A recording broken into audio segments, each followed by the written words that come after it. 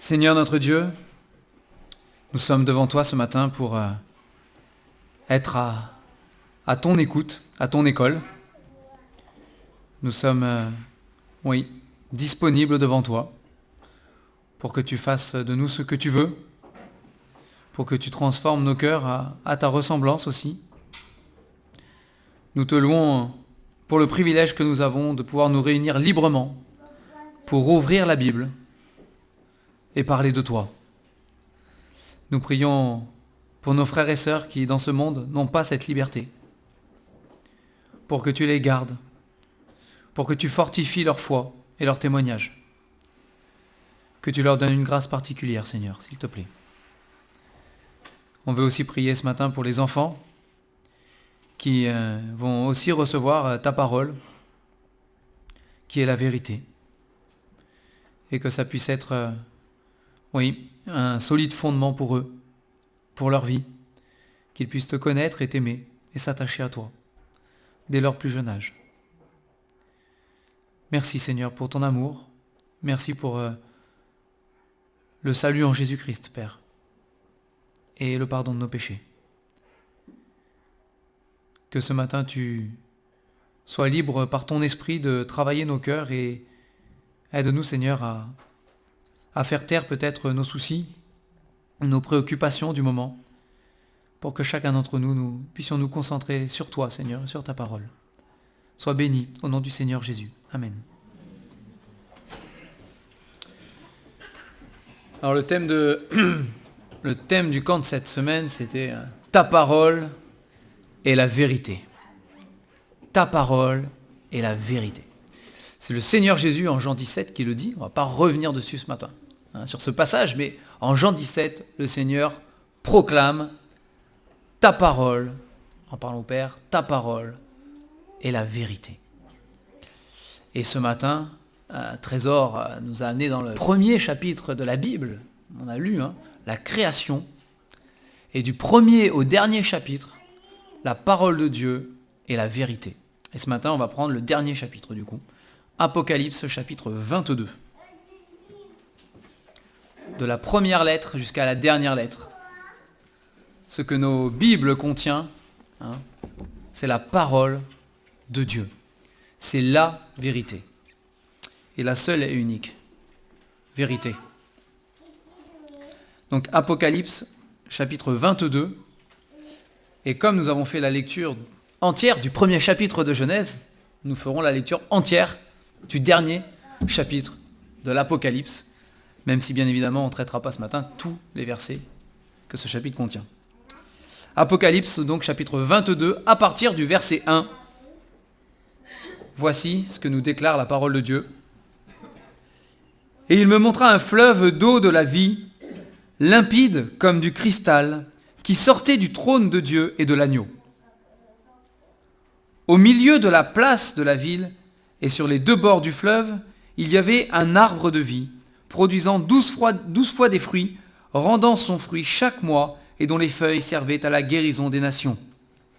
Il n'y aura plus d'anathème. Le trône de Dieu et de l'agneau sera dans la ville, et ses serviteurs le serviront et verront sa face, et son nom sera sur leur front. Il n'y aura plus de nuit, et ils n'auront besoin ni de lampe, ni de lumière, parce que le Seigneur Dieu les éclairera, et ils régneront au siècle des siècles. Et il me dit, ces paroles sont certaines et véritables, car le Seigneur, le Dieu des esprits des prophètes, a envoyé son ange pour montrer à ses serviteurs les choses qui doivent arriver bientôt. Et voici, je viens bientôt. Heureux celui qui garde les paroles de la prophétie de ce livre. C'est moi, Jean, qui ai entendu et vu ces choses. Et quand j'eus entendu et vu, je tombai aux pieds de l'ange qui me les montrait pour l'adorer. Mais il me dit, garde-toi de le faire. Je suis ton compagnon de service et celui de tes frères les prophètes et de ceux qui gardent les paroles de ce livre. Adore Dieu. Et il me dit, ne scelle pas les paroles de la prophétie de ce livre, car le temps est proche. Que celui qui est injuste soit encore injuste. Que celui qui est souillé se souille encore. Et que le juste pratique encore la justice. Et que celui qui est saint se sanctifie encore. Voici, je viens bientôt, et ma rétribution est avec moi, pour rendre à chacun selon son œuvre. Je suis l'alpha et l'oméga, le premier et le dernier, le commencement et la fin. Heureux ceux qui lavent leurs robes, afin d'avoir droit à l'arbre de vie, et d'entrer par les portes dans la ville. Dehors, les chiens, les magiciens, les débauchés, les meurtriers, les idolâtres, et quiconque aime et pratique le mensonge. Moi, Jésus, j'ai envoyé mon ange pour vous attester ces choses dans les églises. Je suis le rejeton et la postérité de David, l'étoile brillante du matin. Et l'esprit et l'épouse disent « Viens », et que celui qui entend dise « Viens », et que celui qui a soif vienne, que celui qui veut prenne de l'eau de la vie gratuitement. Je le déclare à quiconque entend les paroles de la prophétie de ce livre. Si quelqu'un y ajoute quelque chose, Dieu le frappera des fléaux décrits dans ce livre. Et si quelqu'un retranche quelque chose des paroles du livre de cette prophétie, Dieu retranchera sa part de l'arbre de la vie et de la ville sainte décrits dans ce livre. Celui qui atteste ces choses dit « Oui, je viens bientôt. Amen, viens Seigneur Jésus. Que la grâce du Seigneur Jésus soit avec tous. » Alors il s'agit ici donc du dernier chapitre de la Bible, parole de Dieu qui contient 66 livres, écrite sur à peu près 1500 ans d'histoire. Et voici la fin. Alors, on ne peut pas voir tout l'Apocalypse là, mais toute l'Apocalypse se focalise sur une seule chose, Jésus-Christ. Comme toute la Bible d'ailleurs. Mais particulièrement dans l'Apocalypse, l'Apocalypse n'est pas centrée sur la fin des temps. Elle est centrée sur Jésus-Christ. Et c'est vrai, il y a une partie de fin des temps parce qu'il revient bientôt à la fin des temps. Mais l'Apocalypse entière est focalisée sur Jésus-Christ. Il est celui qui se présente dans l'Apocalypse comme étant le Dieu tout-puissant.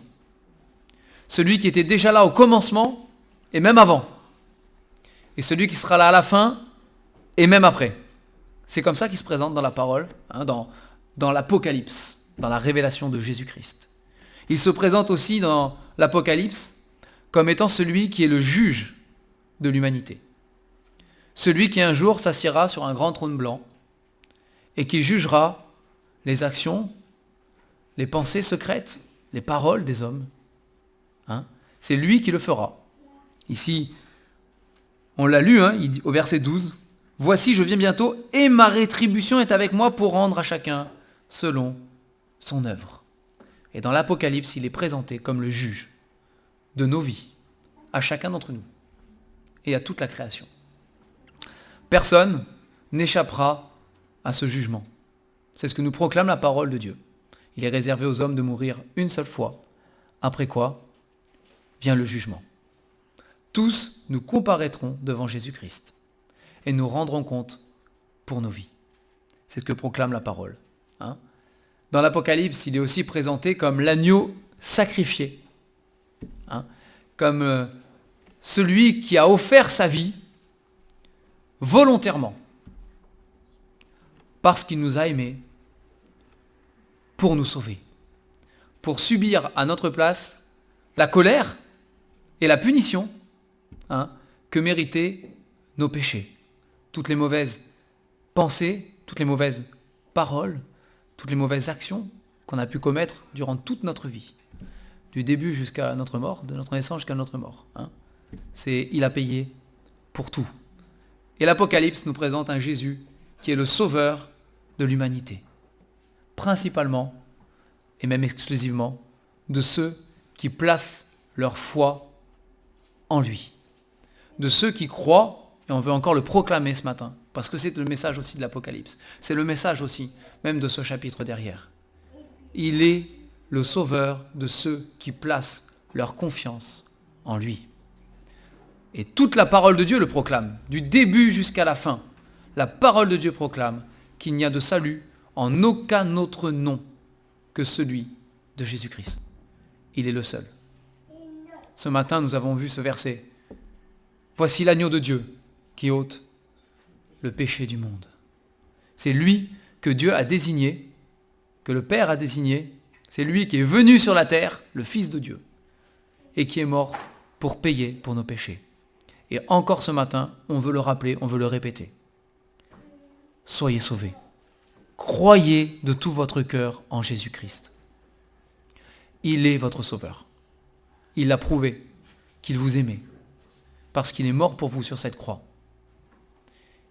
Et c'est une décision que vous avez à prendre. C'est un choix que vous avez à exercer. Vous pouvez choisir ce matin, si ce n'est pas encore le cas pour vous, vous pouvez choisir ce matin de dire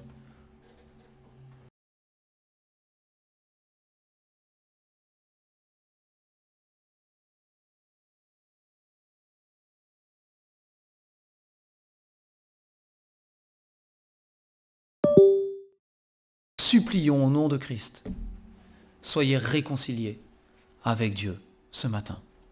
Et c'est le message aussi que nous présente l'Apocalypse. C'est un Dieu qui juge et c'est aussi un Dieu qui est le Dieu sauveur. Le Dieu sauveur.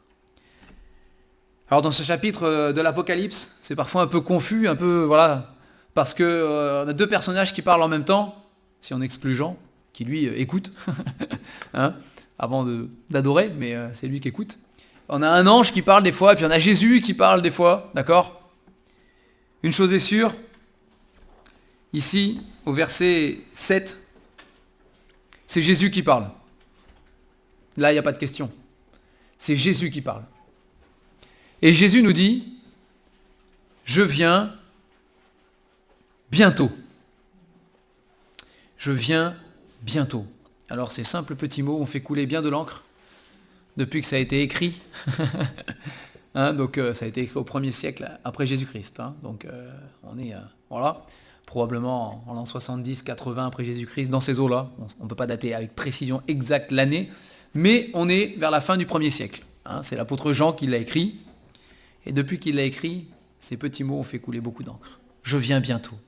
C'est ce que le Seigneur à Jésus a dit. Il le répète plusieurs fois dans ce chapitre. Et s'il n'y a pas que là qu'il le dit. Hein, il y a plusieurs endroits où le Seigneur proclame « Je viens bientôt ». Et ça reste une réalité. Tous les enfants de Dieu, depuis l'apôtre Jean jusqu'à aujourd'hui, ont tous été convaincus que c'était eux qui le verraient. Toujours. Si vous lisez les témoignages, vous vous rendrez compte que tous, depuis l'apôtre Jean, l'apôtre Paul et tous les suivants, ont tous été convaincus à 100%. C'est pour nous, c'est pour notre génération. Aujourd'hui, on continue à être convaincus que c'est pour notre génération. Et peut-être que dans 200 ans, ceux qui suivront diront « Ah, à l'époque, ils croyaient, maintenant, nous, on sait que c'est nous. » C'est pas une prophétie. Mais c'est comme ça, en tout cas, depuis 2000 ans que ça se passe, à chaque fois. Hein, c'est à chaque fois, les chrétiens ont cru que c'était pour eux, à chaque fois, les chrétiens étaient convaincus qu'un tel, c'était l'antéchrist, et finalement, c'était pas lui, parce qu'il est mort, et puis ça continue. Hein. Et c'est pas dans ce sens-là que le Seigneur Jésus veut que nous tournions nos regards. Ce n'est pas dans ces choses-là non plus. Le Seigneur Jésus veut qu'on tourne nos regards vers lui. Et toute la parole est là pour nous le dire. J'ai partagé à un moment donné dans un petit déj du cœur avec les jeunes cette semaine, les jours se mélangent, hein, mais que les disciples, Pierre, Jacques et Jean, sont montés sur la montagne avec Jésus, n'est-ce pas? Et pas les autres disciples, mais eux ils sont montés. Ils ont vu Moïse et Élie discuter avec Jésus, c'est rapporté dans les évangiles. Et puis à un moment donné, Moïse et Élie ont disparu. Et ils ne virent plus que Jésus seul. Hein, ils ne virent plus que Jésus seul. Dans l'Épître aux Hébreux, il nous est dit que nous sommes encouragés à courir notre vie chrétienne. Bon, j'ai dit ce matin qu'on marchait. Hein. Comprenez comme vous pouvez. Mais dans l'Épître aux Hébreux, on court. C'est une course. Mais il est dit qu'on court les regards fixés sur Jésus. Le Seigneur Jésus a dit à ses disciples, c'est vrai, je m'en vais vous préparer une place. Hein, je m'en vais vous préparer une place. Et je reviendrai vous chercher. Et je viens bientôt. Il a dit ça il y a plus de 2000 ans. Je viens bientôt. En 2 Pierre,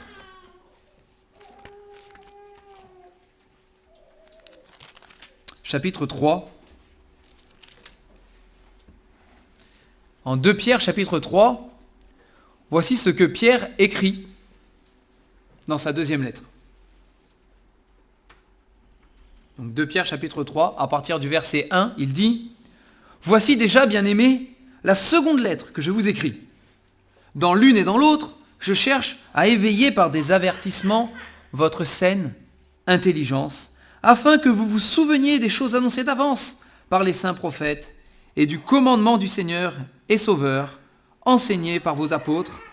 Sachez avant tout que dans les derniers jours, il viendra des moqueurs avec leurs railleries et marchant selon leur propre convoitise. » Verset 4, ils disent « Où est la promesse de son avènement ? Car depuis que les pères sont morts, tout demeure comme le commencement de la création. » Ils veulent ignorer en effet que les cieux existèrent autrefois par la parole de Dieu, ainsi qu'une terre tirée de l'eau et formée au moyen de l'eau, et que, par ces choses, le monde d'alors périt, submergé par l'eau. Mais par la même parole, les cieux et la terre d'à présent sont gardés et réservés pour le feu, pour le jour du jugement et de la ruine des hommes impies. Mais il est une chose, bien-aimée, que vous ne devez pas ignorer, c'est que devant le Seigneur, un jour est comme 1000 ans, et 1000 ans sont comme un jour. Le Seigneur ne tarde pas dans l'accomplissement de la promesse, comme quelques-uns le croient. Mais il use de patience envers vous, ne voulant pas qu'aucun périsse, mais voulant que tous arrivent à la repentance.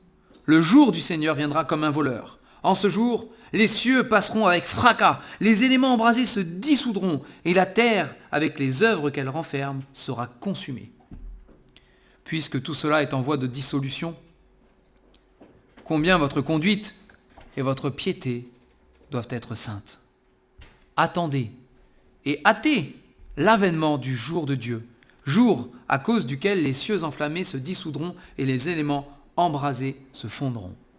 Mais nous attendons, selon sa promesse, de nouveaux cieux et une nouvelle terre, où la justice habitera. C'est pourquoi, bien-aimés, en attendant ces choses, appliquez-vous à être trouvés par lui sans tache et irréprochable dans la paix. Croyez que la patience de notre Seigneur est votre salut. Comme notre bien-aimé frère Paul vous l'a aussi écrit, selon la sagesse qui lui a été donnée. C'est ce qu'il fait dans toutes les lettres où il parle de ces choses dans lesquelles il y a des points difficiles à comprendre, dont les personnes ignorantes et mal affermies tordent le sens comme celui des autres Écritures pour leur propre ruine. Vous donc, bien-aimés, qui êtes avertis, tenez-vous sur vos gardes, de peur qu'entraînés par l'égarement des impies, vous ne veniez à déchoir de votre fermeté, mais croissez dans la grâce et dans la connaissance de notre Seigneur et Sauveur Jésus-Christ. À lui soit la gloire maintenant et pour l'éternité. Amen. Le Seigneur n'est pas en retard. Il n'est pas en retard. Il a dit « Je viens bientôt ». Nous n'avons pas la même notion du temps que le Seigneur, c'est tout. Mais il ne tarde pas, il n'est pas en retard, il viendra. Il l'a promis et il le fera. Il le fera. Et nous sommes exhortés, j'aurais pu prendre d'autres passages, mais on ne peut pas tout prendre. Mais nous sommes exhortés par la parole de Dieu, en attendant, à être vigilants, à être attentifs et à être vraiment sur nos gardes. Dans d'autres passages, la Bible nous dit que dans les derniers temps, il y aura des imposteurs. Il y aura des gens qui viendront et qui diront « Jésus est là, il arrive, Jésus est ici, il est là !» Le Seigneur dit, c'est lui qui le dit, ne les écoutez pas et ne soyez pas inquiets. Ne soyez pas troublés. Gardez vos yeux uniquement fixés sur moi. C'est ce qu'il dit le Seigneur. Gardez uniquement vos yeux fixés sur moi. La Bible dit qu'il y aura des faux prophètes. Hein, dans les derniers temps, il y en aura même en pagaille. On a l'impression que... Voilà, en pagaille, pagaille. Hein. Le Seigneur Jésus dit, restez les yeux sur moi. Et pour faire cela, pour garder nos yeux fixés sur Jésus-Christ, en Apocalypse 22, au verset 7, il le dit. C'est le verset qu'on a lu juste avant. Il dit, heureux celui qui garde les paroles de la prophétie de ce livre. Celui qui pourra être vigilant, c'est celui qui va garder la parole de Dieu. C'est quelque chose qu'on a répété plusieurs fois dans ce camp. Hein. Garder la parole de Dieu. Alors ça ne veut pas dire que j'ai un exemplaire chez moi dans la voiture, sous mon lit, dans la bibliothèque, etc., mon sac de sport, et du coup je suis béni parce que j'ai une Bible partout où je suis gardé. Hein. Il ne s'agit pas de cela, ce n'est pas de la superstition. Il s'agit de la garder dans notre cœur. Et la garder ici, ça a un sens aussi pratique. Hein. Celui qui garde la parole de Dieu, c'est celui qui la lit, celui qui la médite, qui réfléchit dessus.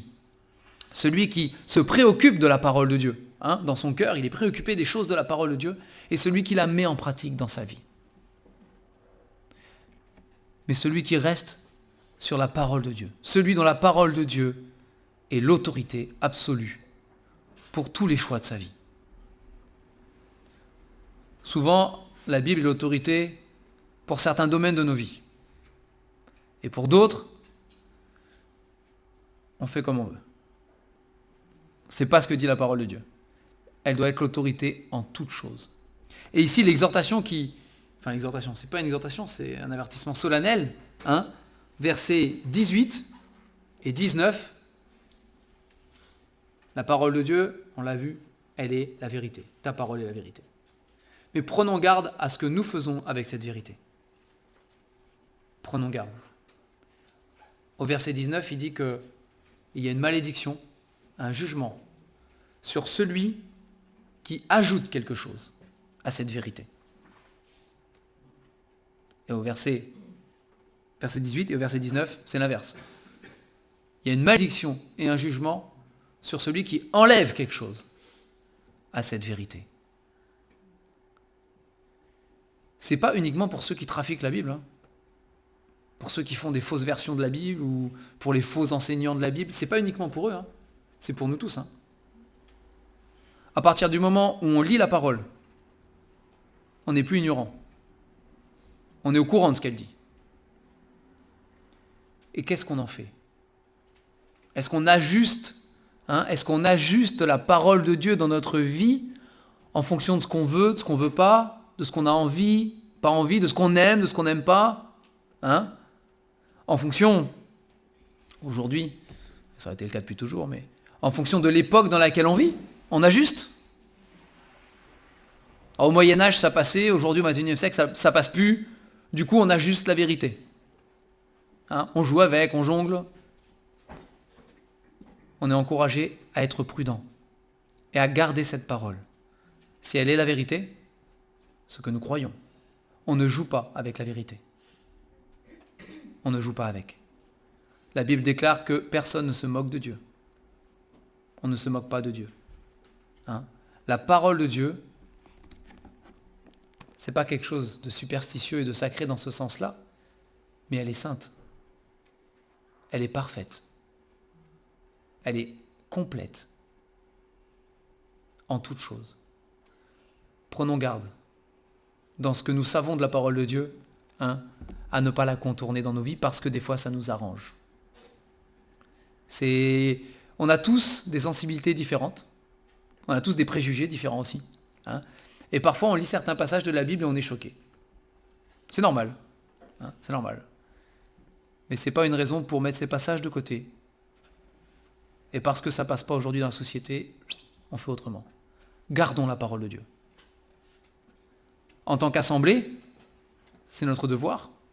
Nous sommes les gardiens, quelque part. Et la colonne et l'appui de la vérité. C'est ce que c'est écrit dans la parole, Timothée. Gardien et colonne de la vérité. L'Église de Jésus-Christ, l'assemblée, a ce rôle de garder la Bible et de la prêcher entièrement dans toute la vérité, sans rien modifier, sans rien changer. C'est parfaitement. Mais pour chacun d'entre nous, si on se dit chrétien, enfant de Dieu, ça doit commencer par notre propre vie. Que toute notre vie, dans tous ces domaines, soit soumise à chaque fois à ce que dit la Bible. Pas aux idées des uns, des autres, à mes pensées, à mes sentiments, aux circonstances. Non. Uniquement à ce qui est écrit dans la parole de Dieu. Et quant au verset 11, le Seigneur nous dit, la deuxième partie du verset, que le juste pratique encore la justice et que celui qui est saint se sanctifie encore. Si nous voulons l'appliquer, c'est comme ça. La parole, la Bible, c'est l'autorité de ma vie. Et je soumets mes pensées, mes volontés, mes passions, mes désirs, mes choix, mon avenir. Avec les jeunes, on a parlé d'avenir aussi. Je soumets toute chose à ce que me dit la parole de Dieu. Et ainsi, je serai un juste qui se justifie encore, un saint qui se sanctifie encore, dans ce sens-là. Mais la Bible dit, les jours sont mauvais. Et les jours ne vont pas aller en s'améliorant. Parce que le Seigneur le sait à l'avance et qu'il nous le prédit. Nous aurons encore des tentations dans le monde. Nous aurons encore des obstacles. Nous aurons encore des épreuves terribles parfois à traverser. Le Seigneur a promis qu'on en aurait, mais il nous a dit prenez courage. J'ai vaincu le monde. On en a parlé aussi cette semaine, mais prenez courage, il a dit. J'ai vaincu le monde. Je serai avec vous. Il dit qu'il est avec justement celui qui garde la parole. Celui qui soumet sa vie à la parole de Dieu. Jésus fait la promesse, je serai avec toi. Tous les jours, jusqu'à la fin du monde, je serai avec toi. Je marcherai devant toi. Je marcherai derrière toi. Je t'entourerai comme d'un bouclier. Et je serai là. Ce sera peut-être difficile, mais ma présence à tes côtés te suffira. C'est ce qu'il dit. Ma présence à tes côtés te suffira. Te suffira. Ma grâce te suffit.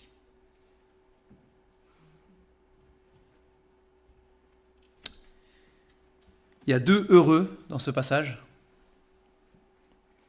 Il y a heureux ceux qui gardent les paroles de la prophétie de ce livre, au verset 7, et puis au verset 14, il y a heureux ceux qui lavent leurs robes, afin d'avoir le droit à l'arbre de vie et d'entrer dans les portes de la ville.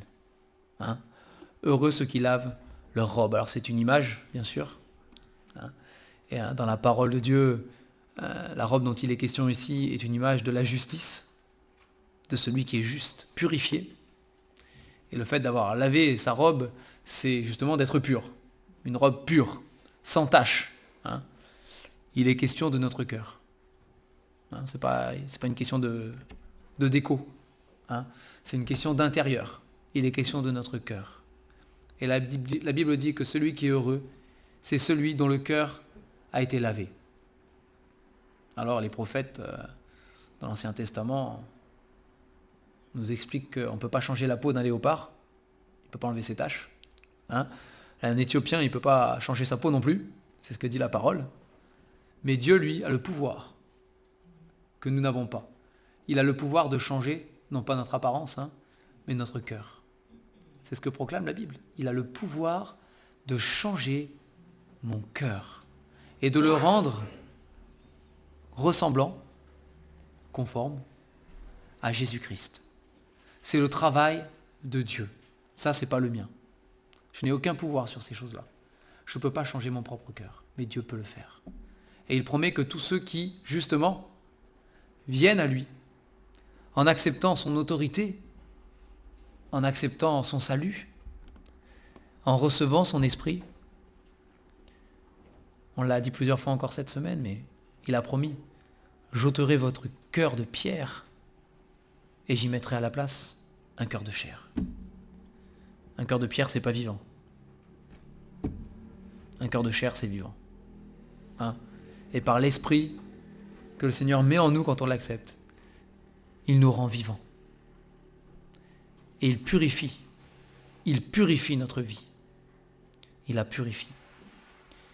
Et c'est l'occasion qui nous est laissée encore ce matin, à chacun d'entre nous. Est-ce que votre cœur est lavé? Est-ce que votre cœur est pur? La Bible déclare, il me semble qu'on l'a lu tout à l'heure, que nous avons un avocat auprès du Père. La Bible dit que si nous confessons nos péchés, il est fidèle et juste pour nous les pardonner et pour nous purifier de toute iniquité. Et la parole ce matin nous remet encore chacun d'entre nous devant notre Créateur et devant notre juge, Jésus-Christ, de savoir, est-ce que j'ai le cœur purifié? Est-ce que Jésus-Christ a pardonné mes péchés? Une fois pour toutes en tant qu'enfant de Dieu, pour notre salut, mais aussi dans notre marche avec le Seigneur, à nous qui sommes déjà enfants de Dieu. Nul n'est parfait, que celui qui est debout prenne garde de tomber. Personne n'est parfait.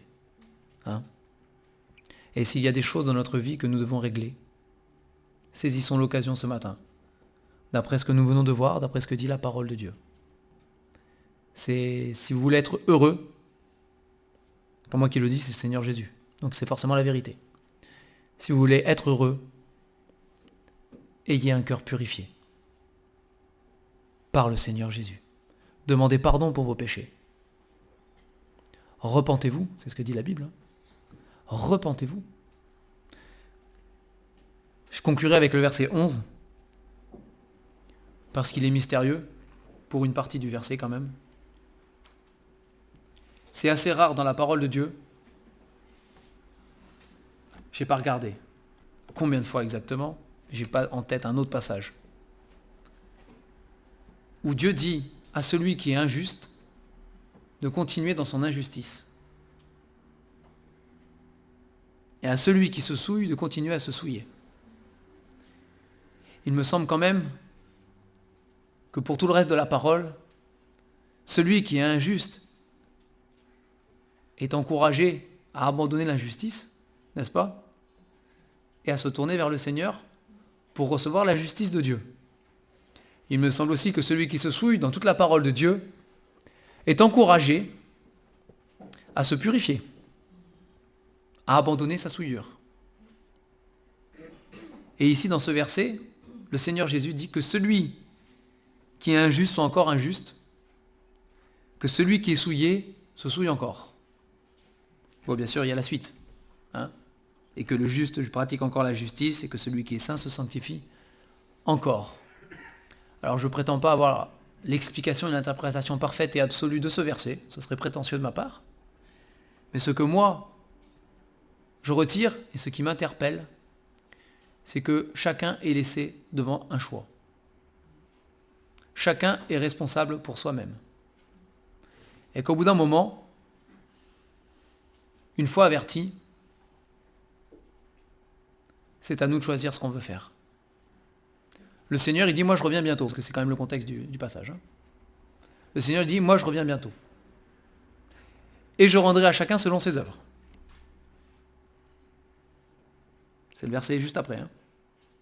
C'est le verset 12. C'est celui d'après. Il dit, moi je vais venir régler les comptes. Je suis le juge. Alors maintenant, si celui qui se souille, ça lui plaît, eh bien qu'il se souille encore. Si celui qui est injuste, ça le plaît, qu'il continue dans son injustice. Mais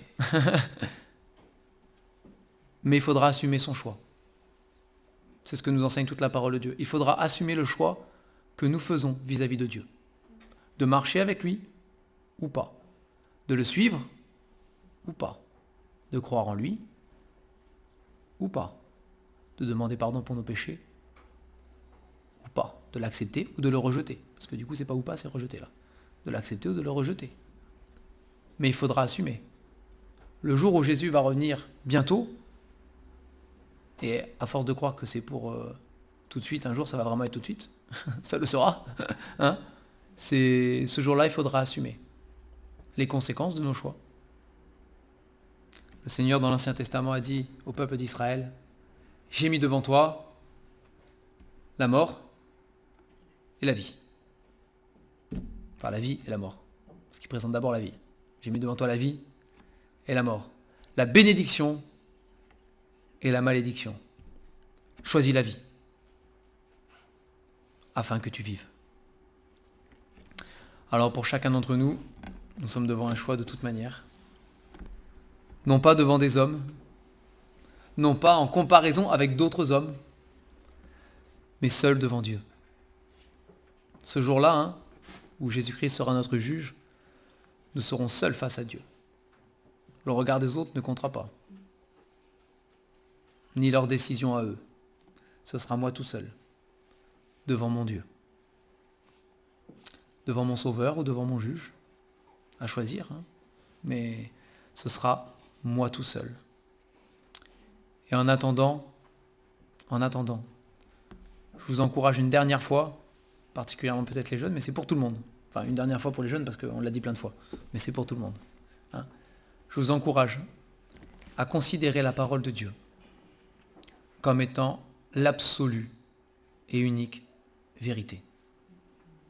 Et comme étant précieuse. C'est un trésor que Dieu nous a laissé. C'est un trésor. Et un trésor, il n'est pas fait pour être enterré dans un coin et oublié. Il est fait pour être exploité, utilisé, partagé. Mais considérez vraiment la parole de Dieu comme étant votre bien le plus précieux dans ce monde. Parce que le reste passera, mais le Seigneur a promis que sa parole, elle ne passerait jamais. On va prier pour terminer. Seigneur notre Dieu, tu es le Dieu fidèle. Toute la parole le proclame. Et ce matin encore, tu es fidèle pour parler à nos cœurs, pour nous montrer ta volonté, pour nous toucher. Seigneur, nous savons que tu reviens bientôt parce que tu le dis. Et que nos yeux, Seigneur, au lieu de s'attacher aux choses de la terre, aux faux prophètes ou à toutes sortes de choses des derniers temps, que nos yeux soient fixés uniquement sur Jésus-Christ. C'est là, Seigneur, que nous serons gardés. Et nous te prions, notre Dieu, de nous garder. Nous avons besoin de toi. Seigneur, que tu parles encore au cœur de chacun et que personne ce matin se prive de la grâce de Dieu. Que s'il y a encore des résistances dans certains de nos cœurs, que tu brises ces résistances, Seigneur, pour amener, comme c'est écrit, toute pensée captive à l'obéissance de Jésus-Christ. Seigneur, ce matin encore, nous voulons te dire merci pour ta parole. Merci pour ce trésor merveilleux que tu nous as laissé, Seigneur. Et aide-nous à l'honorer, à la méditer, à la garder dans nos vies, à la mettre en pratique. Et par-dessus tout, Seigneur, à nous soumettre à cette parole. Nous te bénissons, nous t'adorons, nous reconnaissons que tu es, oui, comme c'est écrit, l'alpha et l'oméga, c'est vrai, le premier et le dernier.